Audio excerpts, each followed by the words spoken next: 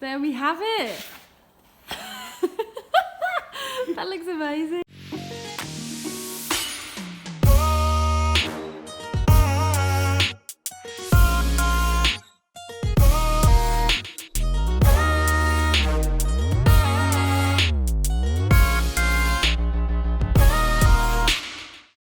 What is going on, guys? I'd just like to say before we get started in today's vlog, thank you so much to everybody who came out and supported us at our talk on the Freedom to Go stand at the NEC Motorhome and Caravan Show. We had such an amazing day meeting you all.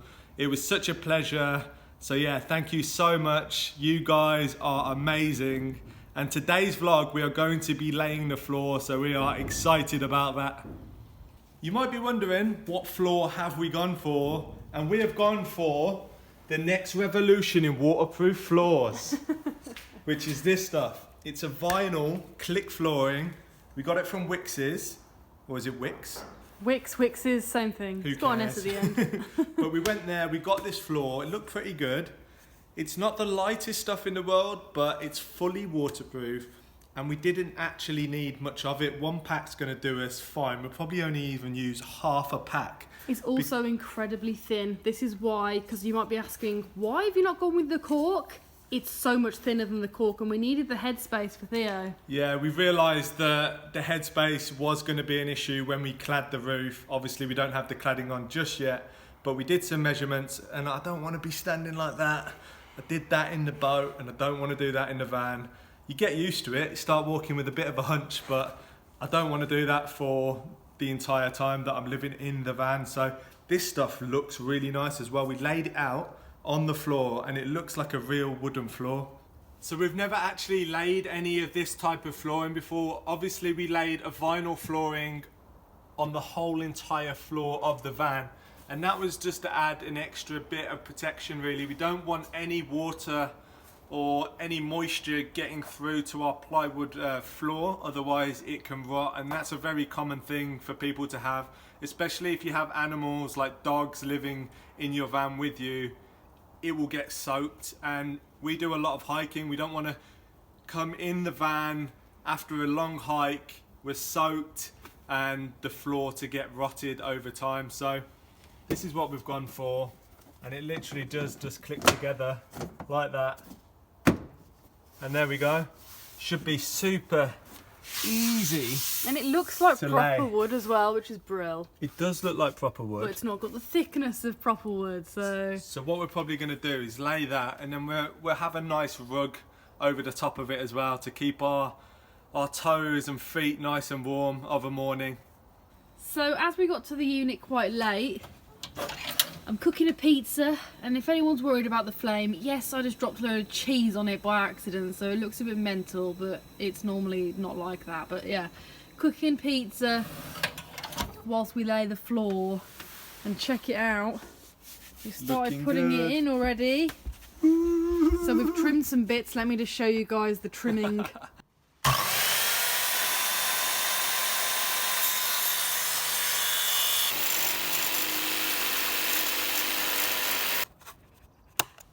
So Theo's got his food before me because, as some of you know, I'm celiac, so I can't eat normal pizza, which is sad. But We don't have any plates, so B served the pizza to me on a piece of vinyl flooring. How hipster is that? Like, that is the next thing to be at your local pub. But yeah, it still tastes good. does the vinyl taste good? And yeah, I know people will pick up on the fact that the pizza's a bit burnt. It's your first time. I'm learning how my oven works. Tastes good. So as you can see, after trimming all of the pieces to size, because we're relatively lucky in that this is a nice square area that's going in, but it has got different bits going on, like there's some little funny little pieces there, we had to cut it out, and then also along here we wanted to make sure it went underneath, so there were some bits that we had to trim. And now Theo's just about to put the final pieces in. Woohoo! I'm loving the way it looks as well. It looks so nice. Yeah, so it got a little bit fiddly towards the end. We had this tiny little piece that we had to clip onto here. We had to cut one of the tongues off as well, here, and also on this board and this board, and what we're going to do is just butt them up against each other. Unfortunately, they just wasn't clipping in to each other how they should have, but that's fine, because what I'm going to also do is we've got some boxing that's going to keep all of our water supply, and there's one for our heating as well, so you won't see anything under there. So what I'm going to do is basically have this so it's as tight as it can be to here and looks nice and flush, and I'm just going to put a screw in the end there so it can't actually move out of place and create a gap. Now you can glue these floors down, but it's just something we didn't really want to do because it would make it really difficult if we ever did have to take it up, and with a screw we can just take that out very easily. So definitely recommend this flooring though. It's really for good, ease isn't of it? use. Really easy to cut too. Down there as well, we decided to kind of make it go into the pull out where obviously the toilet comes from, and that is because we're not going to have any edging there, so should look good.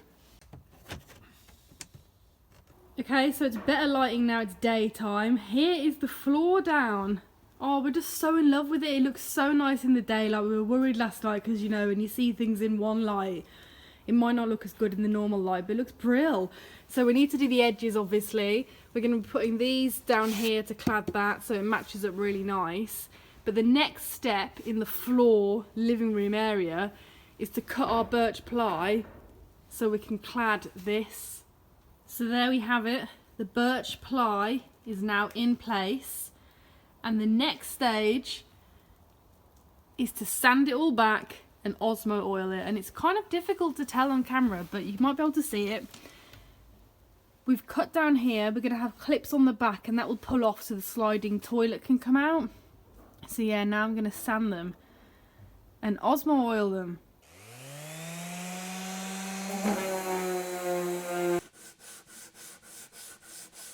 So before I actually Osmo oil the birch, we need to cut a load of holes for our vents for our heating. So we're going to have one there, we're going to have one there, and now Thea's going to make some holes. This is scary because it's such expensive wood and I don't want to mess about, so I went out and bought a proper hole saw because these proper metal ones are a lot better.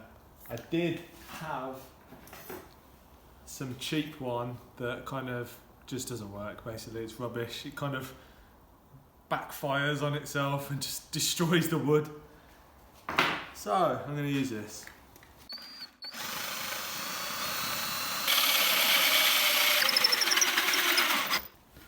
Ta-da! Like a glove.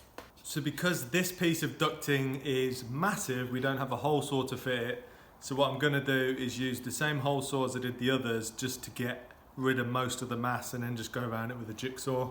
So I've marked out a circle where we want it. This will do the majority and then I'll tidy it up with the jigsaw.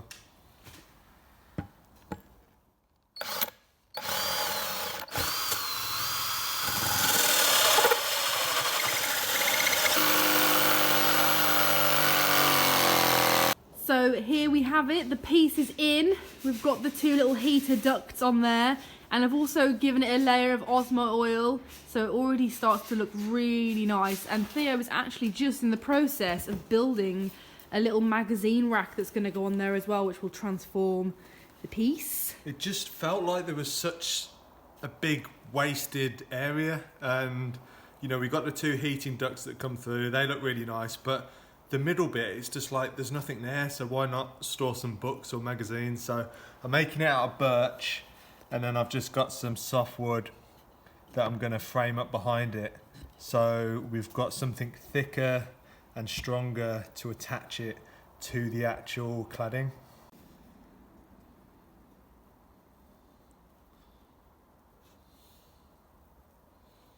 So whilst our little magazine rack dries, all clamped up, overkill, but whatever, we're now gonna step up a level and clad the step. So we've got a lot of this left over, so it's gonna go down nicely here and blend in, and then also we'll add a little lip to cover up the joins. But for now, here's one that I made earlier that fits in really nice, so we're just gonna do the rest of the step like that. Using offcuts from the floor, we've now lined this step, which looks really nice. It looks a bit mad right now because obviously there are some gaps and you can see the edges, but we will be covering that up with some nice edging, but we need to glue that on.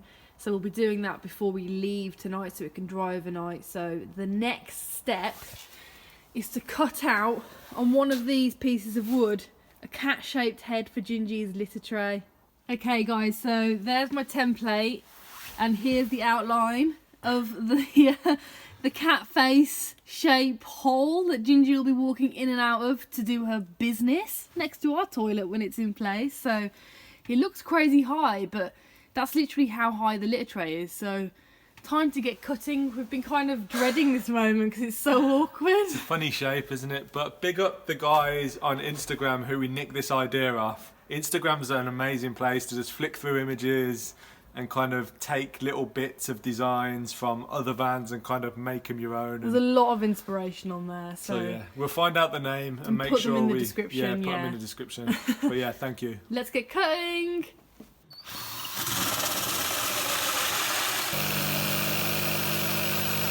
There we have it.